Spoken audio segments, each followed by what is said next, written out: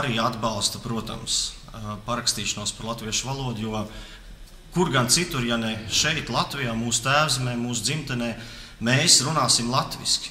Un mēs vēlamies, lai tikai ne mūsu dzīves laikā, bet arī mūsu bērnu, mazbērnu, mazmazbērnu laikā šeit, Latvijā, mēs droši varētu runāt latviski, bez baiļu, bez kaut kāda spiediena, jo šeit ir tā vieta, kur tas ir jādara.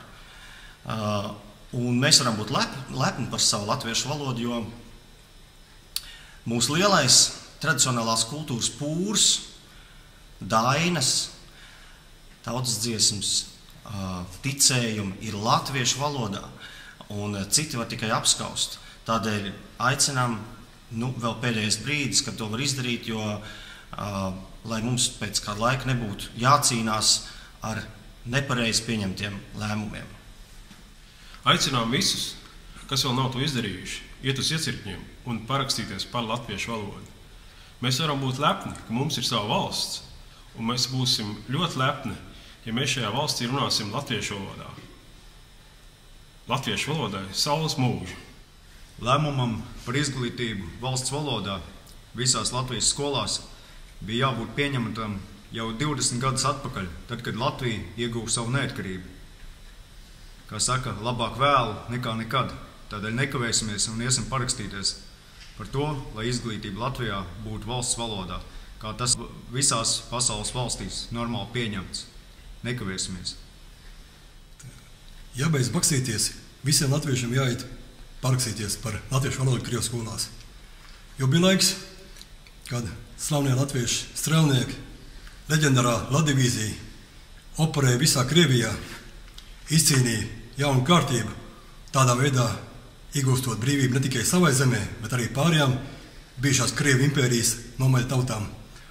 Un šajā elitārajā vienībā visādos veidos centās iestāties Krievi, intensīvi mācoties latviešu valodu, blēdoties, uzdoties par latviešiem un tādā veidā. Tā kā, tas ir precedents, kāpēc mūsdienās nevarētu šie brīvā Latvijā auguši, vesela paudze izaugusi un nevarētu mācīties latviešu valodā.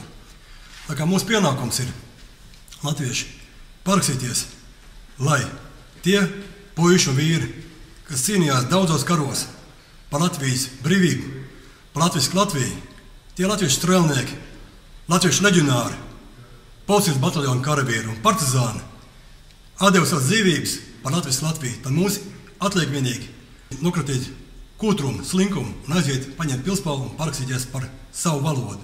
Elementāri. Daram to visi. Uz priekšu latvieši un pulko stājamies, lai asins plūst, mēs kausimies līdz vergu māžas, pušu trūks, un ko tie mūsu zeme meklē, šis svešinieki zvēru bars. Tie grib mūs iedzīt verdzības meklē, drīz uzbruks mums šis spēles vars.